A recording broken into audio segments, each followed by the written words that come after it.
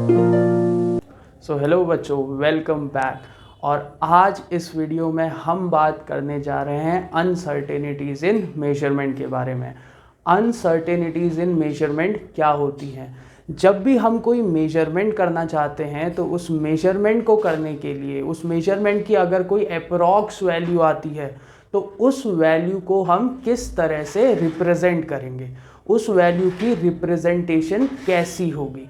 तो इस बारे में अब हम बात करेंगे कि रिप्रेजेंट किसी वैल्यू को कैसे करना है। और इसमें हमारा पहला पॉइंट है साइंटिफिक नोटेशन, कि साइंटिफिक नोटेशन में किसी भी नंबर को किस तरह से लिखा जाता है, ये हम बात करेंगे साइंटिफिक नोटेशन में।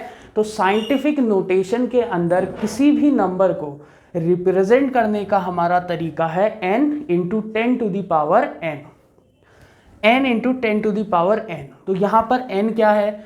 n कोई भी नंबर 1 से 10 के बीच में, वो नंबर 1 हो सकता है या वो नंबर 10 से छोटा होना चाहिए, मतलब वो नंबर हमारा सिंगुलर डिजिट में होना चाहिए।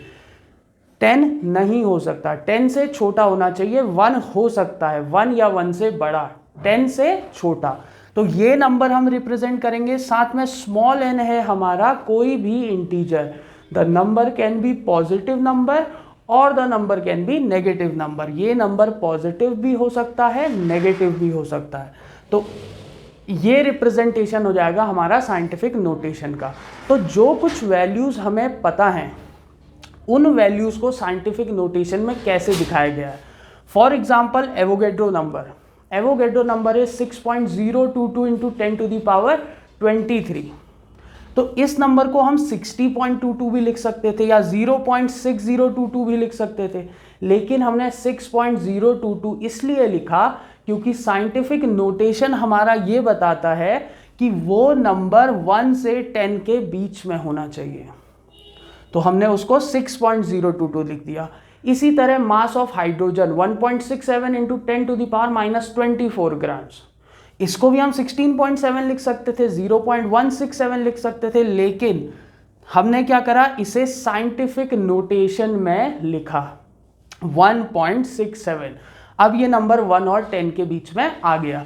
तो ऐसे ही कोई भी नंबर अगर हमें मिलता है तो उस नंबर को हम साइंटिफिक नोटेशन में किस तरह से लिखेंगे, ये इन दो एग्जाम्पल से सीखते हैं। उससे पहले इसकी एक ये ट्रिक सीख लेते हैं। जब भी कोई नंबर हमारा, अगर हम डेसिमल को लेफ्ट की तरफ मूव कर रहे हैं, मतलब अपनी लेफ्ट साइड को, तो हम मल्टीप्लाई में 10 टू दी पावर प्लस में उतने प्लेसेस को रिप्रेजेंट कर देंगे जितनी प्लेस से हमने उस नंबर को, उस डेसिमल को शिफ्ट किया है। दूसरा, अगर हम डेसिमल को राइट की तरफ शिफ्ट कर रहे हैं तो उस केस में हम 10 टू दी पावर -n कर देंगे। n जहां पर number of places by which decimal is shifted, जितने प्लेस से डेसिमल शिफ्ट हुआ उतने प्लेस को माइनस में लिख देंगे। इन एग्जाम्पल से देखते हैं। फॉर एग्जाम्पल ये नंबर है 23,456.8592। मुझे इस नंबर को साइंटिफिक नोटेशन में लिखना है। तो साइंटिफिक नोटेशन में लिखने के लिए हमें इस नंबर को 1 से 10 के बीच में लाना पड़ेगा। तो 1 से 10 के बीच में कैसे आएगा? जब हमारा डेसिमल 2 के बाद आ जाएगा। तो अब डेसिमल है इधर, तो डेसिमल इधर लाना पड़ेगा। तो इसको कितने प्लेस से शिफ्ट होना पड़ेगा? 1, 2, 3 एंड 4। ये 4 प्लेसेस से शिफ्ट होगा। तो पहले इस नंबर को लिखते हैं 2.34568592 इंटू 10 टू दी पावर, अब डेसिमल को हमने लेफ्ट में 4 प्लेसेस से शिफ्ट किया, तो 10 की पावर में +4। तो this number will become 2.34568592 into 10 to the power 4।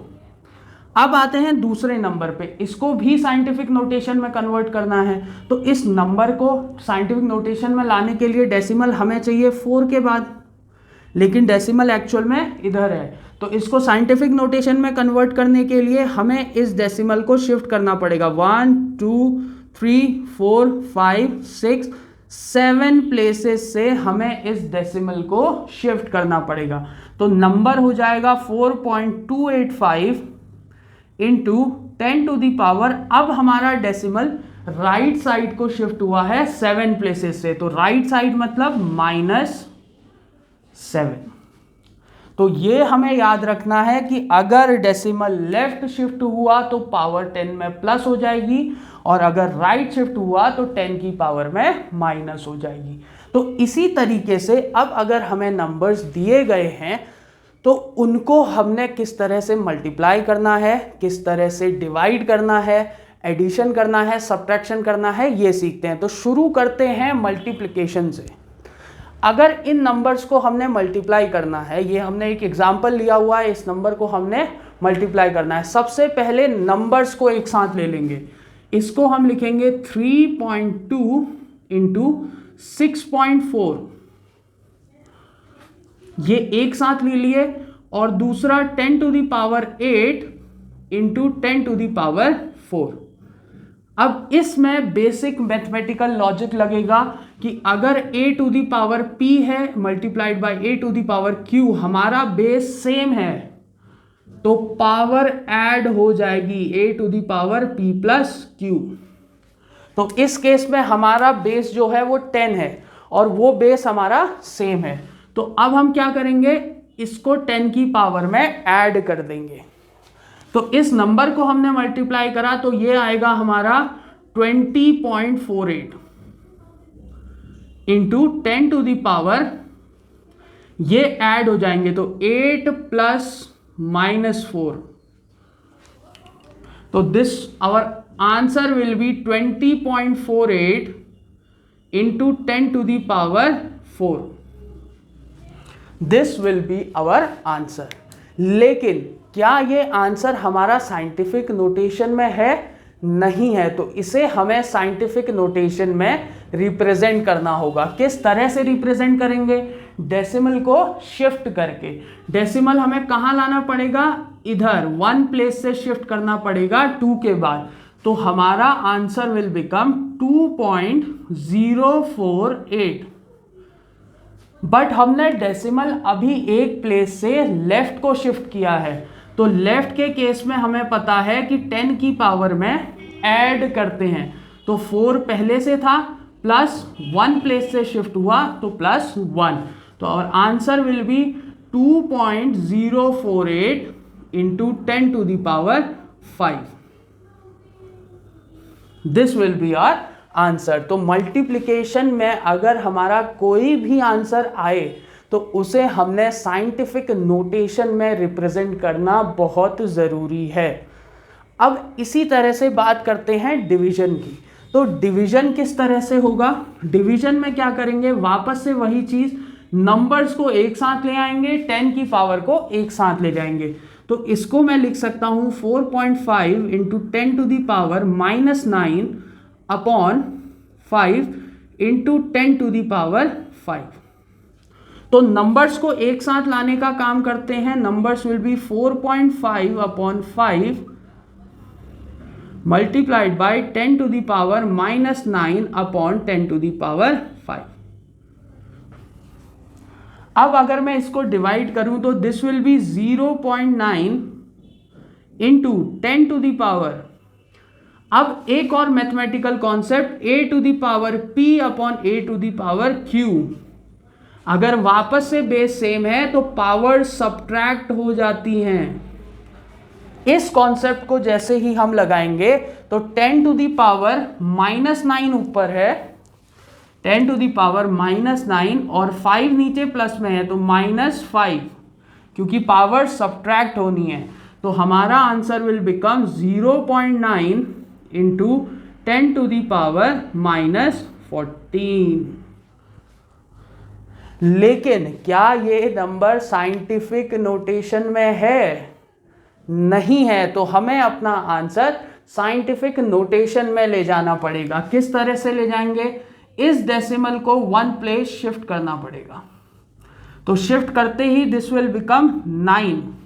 क्या 9 1 से 10 के बीच में आता है? हाँ आता है, तो ये सही है। Into 10 to the power -14। लेकिन जब डेसिमल 1 प्लेस से शिफ्ट हुआ तो 10 की पावर में चेंजेस आएंगे। राइट को शिफ्ट हुआ है तो क्या चेंजेस आएंगे, पावर में सब्ट्रैक्ट हो जाएगा। तो कितने प्लेस से शिफ्ट हुआ, 1 प्लेस से, सो -1। So our answer will be 9 into 10 to the power -15। So this will be our answer in scientific notation. तो डिवीजन में भी नंबर्स को एक साथ लेंगे, 10 टू द पावर को एक साथ लेंगे और उसको सॉल्व करने के बाद अपने आंसर को साइंटिफिक नोटेशन में रिप्रेजेंट करना ज़रूरी है। तो अब बात कर लेते हैं हम एडिशन की, कि एडिशन में और सब्ट्रैक्शन में क्या होगा। मल्टीप्लिकेशन और डिवीजन में हमने सीधे सीधे देख लिया कि डिजिट्स को साथ लेंगे, 10 की पावर वाले टर्म साथ लेंगे और सॉल्व कर देंगे।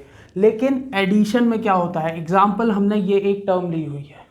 एडिशन और सब्ट्रैक्शन में सबसे पहली चीज़ और ज़रूरी चीज़ क्या है कि हमें इन 10 की पावर्स को सेम करना पड़ेगा। और ऐसा क्यों करना पड़ता है, क्योंकि ताकि हम इस पावर वाले टर्म को इससे कॉमन ले सकें।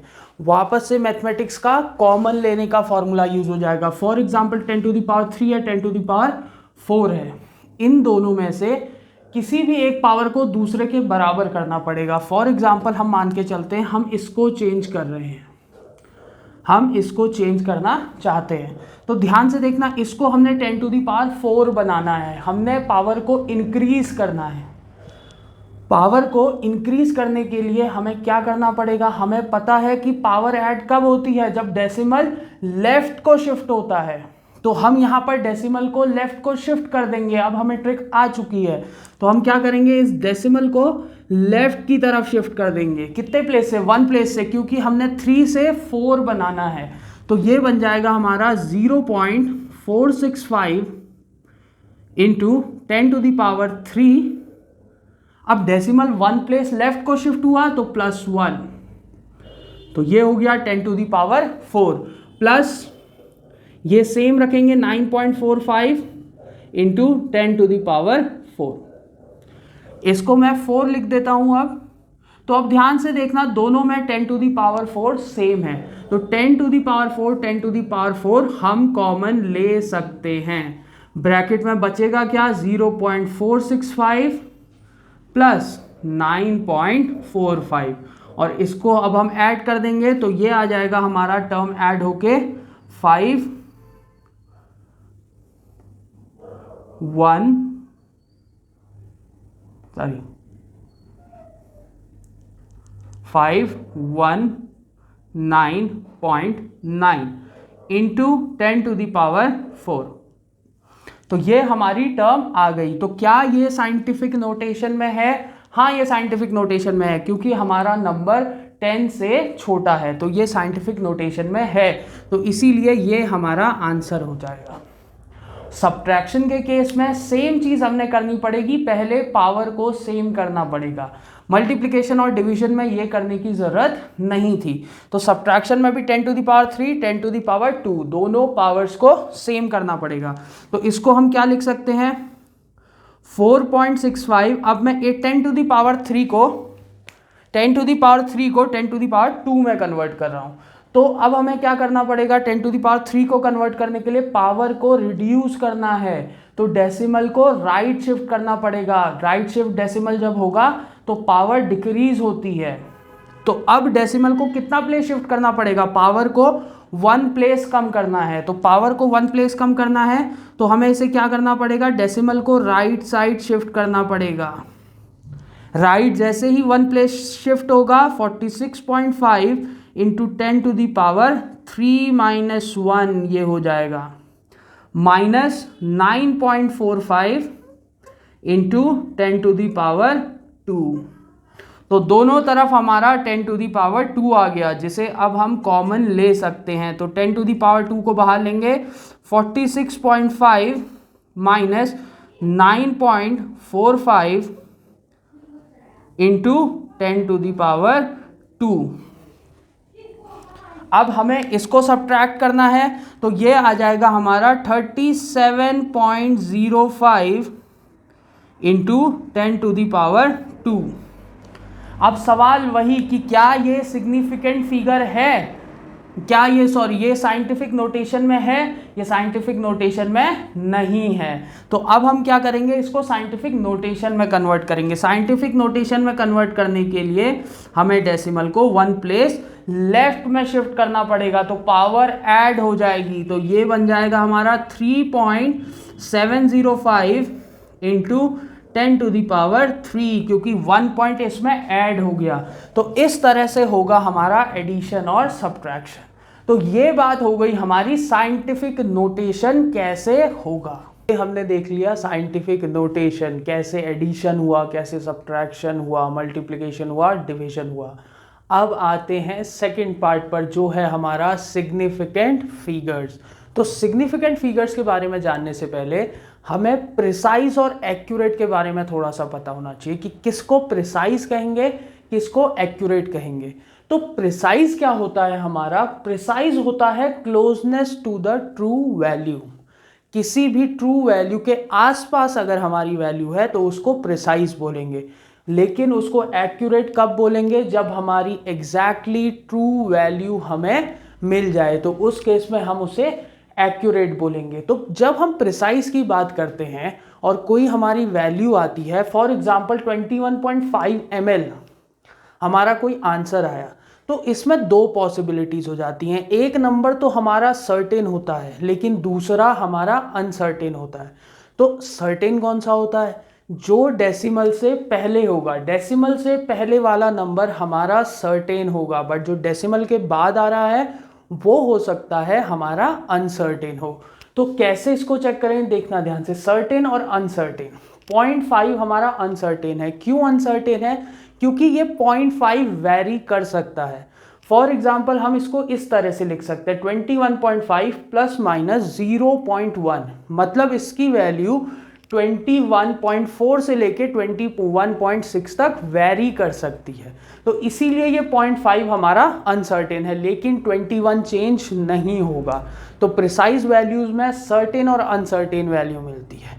तो इसको पता कैसे करेंगे कि कौन सी चीज़ हमारी प्रिसाइज है और कौन सी चीज़ हमारी एक्यूरेट है। तो ध्यान से देखना, एक एग्जाम्पल लेके देखते हैं कि हमने एक एक्सपेरिमेंट करना है जिसकी ट्रू वैल्यू हमारी 4 ग्राम्स होनी चाहिए। ये ट्रू वैल्यू हमें किसी चीज़ की पता है। तो हमने यहाँ पर 3 एक्सपेरिमेंट्स परफॉर्म करे, फर्स्ट, सेकंड एंड थर्ड। तो पहले एक्सपेरिमेंट में क्या हुआ, फर्स्ट केस में हमने 2 एक्सपेरिमेंट जब करे तो हमें एक वैल्यू मिली 3.94, एक वैल्यू मिली 3.96, और जब हमने इसका एवरेज देखा तो 3.95 ग्राम्स आई। तो क्या ये वैल्यू ट्रू वैल्यू है, नहीं है, उसके आसपास है, हाँ है। तो इसको हम बोल देंगे प्रिसाइज। अब आते हैं सेकंड वाले पे। सेकंड एक्सपेरिमेंट में क्या हुआ, 3.9, 4.05 और एवरेज आया गया 3.975। तो क्या ये वैल्यू ट्रू वैल्यू है, नहीं है। तो ये क्या प्रिसाइज होगी, ये प्रिसाइज नहीं होगी। क्यों नहीं होगी, क्योंकि प्रिसाइज होने के लिए यहां ध्यान से देखना, एक वैल्यू 3.94, एक 3.96, ये आसपास की 2 वैल्यूज आई जिसका एवरेज भी उसके आसपास था। लेकिन यहां 2 वैल्यूज में बहुत ज्यादा डिफरेंस है।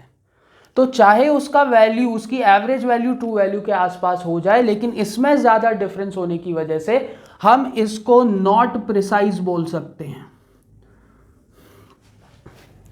लेकिन वहीं पर थर्ड वैल्यू को देखें तो 3.99, 4.01, ये दोनों वैल्यूज आसपास हैं और एवरेज वैल्यू आ गई हमारी 4 ग्राम्स।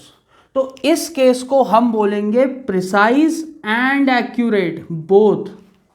ये प्रिसाइज भी होगा, एक्यूरेट भी होगा, क्योंकि इसकी ट्रू वैल्यू एक्यूरेट आई है, सॉरी एवरेज वैल्यू एक्यूरेट आई है, लेकिन इसकी जो दोनों एक्सपेरिमेंट्स की वैल्यू है वो प्रिसाइज है। तो इसको हम बोलेंगे प्रिसाइज एंड एक्यूरेट, और फर्स्ट वाला हमारा हो जाएगा प्रिसाइज।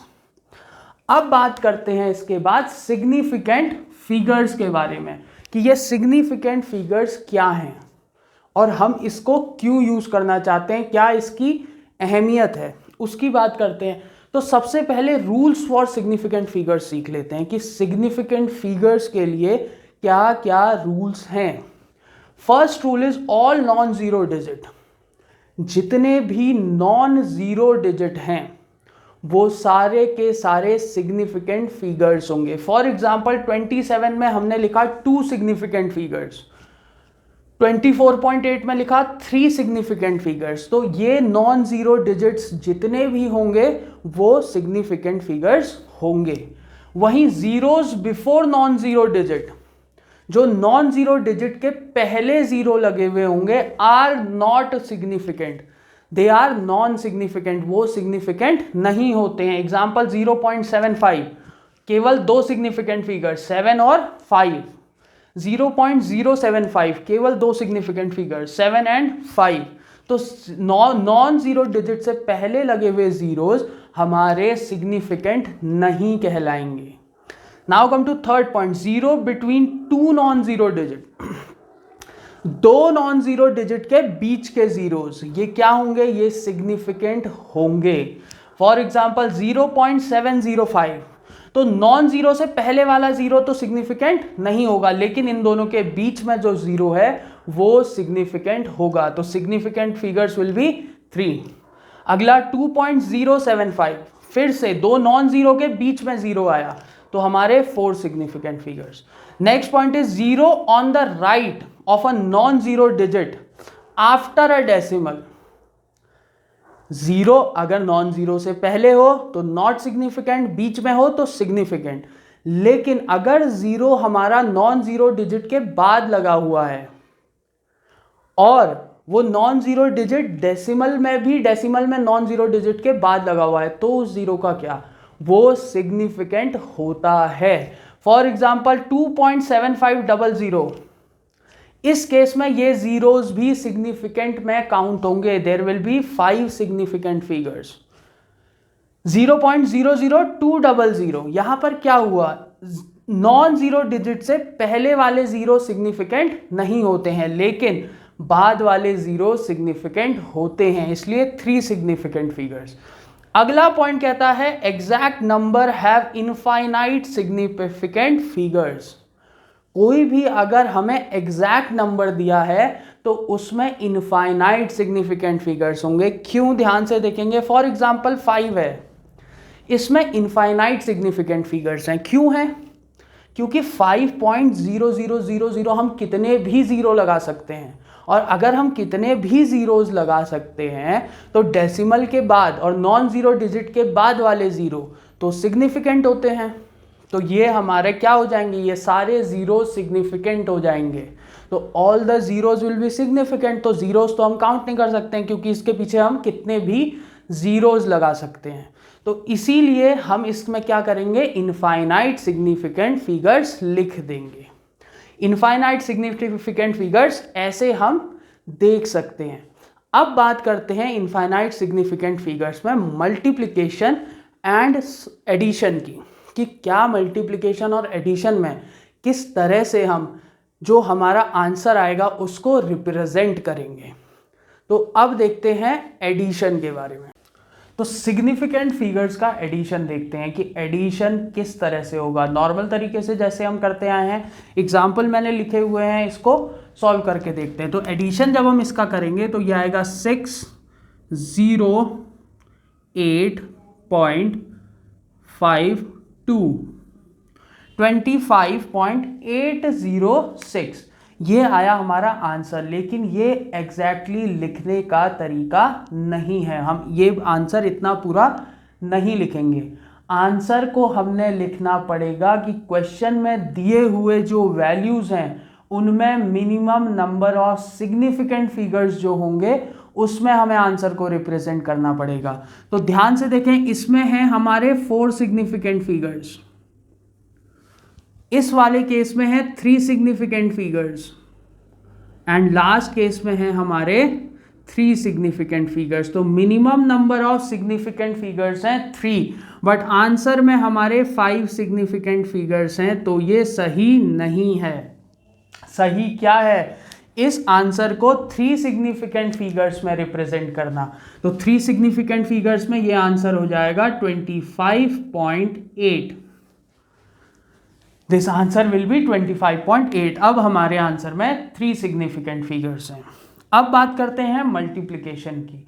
हमने मल्टीप्लाई करा 1.5 इंटू 3.25, तो इसको मल्टीप्लाई करके हमारा आंसर आ जाएगा 4.875। तो फिर से ये देखना पड़ेगा कि क्या answer minimum number of significant figures में है, नहीं है। क्यों? क्योंकि इसमें 2 सिग्निफिकेंट फिगर्स हैं और इस केस में 3 सिग्निफिकेंट फिगर्स हैं, लेकिन यहाँ आंसर में 4 सिग्निफिकेंट फिगर्स हैं। तो हमें अपने आंसर को 2 सिग्निफिकेंट फिगर्स में लिखना पड़ेगा। तो आंसर विल बी 4.9। ये तो जी 8 था, 9 क्यों लिखा? तो यही हम अब बात करने वाले हैं कि किसी भी नंबर को राउंड ऑफ हम किस रूल के हिसाब से करते हैं। तो यहां पर इतना ध्यान रखना है कि एडिशन, सब्ट्रैक्शन, मल्टीप्लिकेशन, डिवीजन, सारे केसेस में हम अपने आंसर को क्वेश्चन में दिए गए minimum number of significant figures की फॉर्म में ही लिखेंगे। तो अब देखते हैं राउंड ऑफ करने के रूल्स। इसको हम एग्जाम्पल के साथ समझने की कोशिश करते हैं, एग्जाम्पल से ही हम इसको समझेंगे। तो रूल्स फॉर राउंड ऑफ, पहला रूल क्या है? फॉर एग्जाम्पल 3.479 है। यहां पर एक चीज ध्यान रखेंगे कि हम राउंड ऑफ 3 सिग्निफिकेंट फिगर्स में कर रहे हैं। हमें सारे 4 सिग्निफिकेंट फिगर्स दिए हुए हैं, हमें 3 में कन्वर्ट करना है। तो फर्स्ट केस 3.479 को राउंड ऑफ करना है, तो यहां पर हम इस 9 को देखेंगे। 9 5 से बड़ा है। 9 अगर 5 से बड़ा है तो उससे पहले वाले नंबर को हम 1 से इंक्रीज कर देंगे। If succeeding number is greater than 5 then increase the preceding number by 1। पीछे वाले नंबर को 1 से बढ़ा देंगे। लेकिन वहीं सेकंड रूल, अगर हमारा नंबर 5 से छोटा है तो कोई चेंज नहीं होगा, पहले नंबर को एज इट इज लिख देंगे। 4.332 इज इक्वल्स टू 4.33। 3 में कोई चेंज नहीं आया। क्यों? क्योंकि ये 2 5 से छोटा है। थर्ड रूल और फोर्थ रूल बात करता है कि जब लास्ट नंबर हमारा 5 हो और उससे पहले तक हमें राउंड ऑफ करना हो। तो थर्ड रूल ये कहता है कि अगर 5 से पहला नंबर इवन है तो 5 उसका कुछ नहीं बिगाड़ पाएगा, वो एज इट इज वो इवन नंबर हमें लिखना पड़ेगा। लेकिन जहां वो इवन नंबर ऑड हो गया, अगर वो पहला वाला नंबर ऑड है तो वो हमारा इंक्रीज हो जाएगा 1 से। तो यहां पर देखेंगे 1.345, हमने इस 5 को देखा, लेकिन इससे पहले वाला नंबर 4 है जो कि इवन है, तो हम इसको 1.34 लिख देंगे। और नेक्स्ट रूल कहता है 3.375, वापस इस 5 से पहला नंबर देखो 7 विच इज ऑड, तो हम इस 7 को इंक्रीज करके 8 कर देंगे एंड आंसर विल बी 3.38। तो ऐसे करते हैं हम अपने सिग्निफिकेंट फिगर्स को कन्वर्ट। तो यहां पर क्या हुआ, हमने इस आंसर को 2 सिग्निफिकेंट फिगर्स में कन्वर्ट करना था। तो 2 सिग्निफिकेंट फिगर्स में कन्वर्ट करने के लिए हमने इस 7 को देखा विच इज ग्रेटर देन 5, तो पहला रूल लग गया, 5 से बड़ा है तो हमने इससे पहले वाले नंबर को 1 से इंक्रीज कर दिया। तो अब लास्ट पार्ट है हमारा अनसर्टेनिटीज इन मेजरमेंट का, डायमेंशनल एनालिसिस। डायमेंशनल एनालिसिस क्या होता है? इसको हम बोलते हैं यूनिट फैक्टर मेथड। और यूनिट फैक्टर मेथड क्या होता है? ये एक ऐसा मेथड है जिससे हम 1 यूनिट को दूसरी यूनिट में कन्वर्ट कर सकते हैं। तो एग्जाम्पल से इसको समझना शुरू करते हैं। फॉर एग्जाम्पल हमारे पास 3 इंचेस दिया गया है और हमें इसे सेंटीमीटर में बताना है। तो इसके लिए क्या होता है, हमें पता है कि 1 inch is equals to 2.54 centimetre. 1 inch होती है 2.54 सेंटीमीटर। तो 2.54 सेंटीमीटर, तो इस मेथड के अकॉर्डिंग हम क्या करेंगे, हम इसको इस तरह से लिख सकते हैं 1 inch upon 2.54 centimetre which is equals to 1, क्योंकि अगर इसको इसके डिनोमिनेटर में ले आएंगे तो इधर 1 बचेगा, लेकिन अगर मैं इसको इसके डिनोमिनेटर में ले जाऊं तब भी तो 1 बचेगा। तो 1 is equals to 2.54 centimetre upon 1 inches तो ये बात भी बिल्कुल सही है। तो ये दोनों वैल्यूज 1 के बराबर हो जाएंगी। तो इस मेथड के अकॉर्डिंग क्या है, हमें जिस यूनिट को हटाना है उस यूनिट को हम डिनोमिनेटर में ले लेंगे। फॉर एग्जांपल इस क्वेश्चन में हमें इंचेस को हटाना है, तो इंचेस डिनोमिनेटर में इस केस में आ रही है, तो हम इस वैल्यू को इससे मल्टीप्लाई कर देंगे। तो हम करेंगे 3 inch into 2.54 centimetre upon 1 inch. तो यहां पर इंच से इंच कैंसिल हो जाएगा और हमें वैल्यू मिल जाएगी 7.62 सेंटीमीटर। हमें वैल्यू मिल जाएगी 7.62 सेंटीमीटर। तो ये हो जाएगी हमारी सेंटीमीटर में वैल्यू।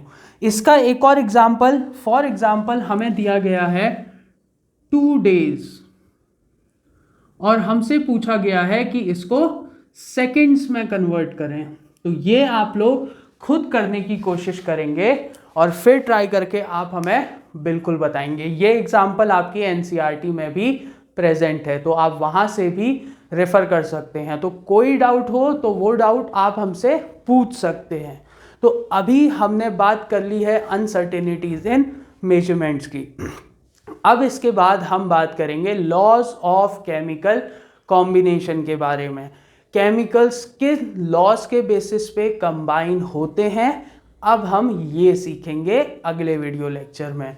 तो अगर आप हमसे पढ़ रहे हैं तो हमें ज़रूर सब्सक्राइब करें और अपने फ्रेंड्स के साथ शेयर करें। Thank you so much.